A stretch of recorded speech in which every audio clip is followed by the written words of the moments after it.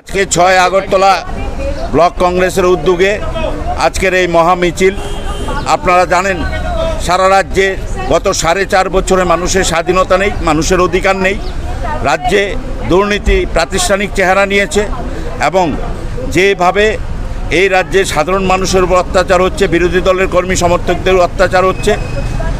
সামনে বিধানসভা উপনির্বাচন, আমরা তৃণমূল কংগ্রেসের পক্ষ থেকে সর্বশক্তি দিয়ে যে 4খানা বিধানসভায় লড়াই হচ্ছে আমরা লড়াই করব এবং ত্রিপুরায় তৃণমূলের সরকার আমরা প্রতিষ্ঠা করব। ঠিক আছে।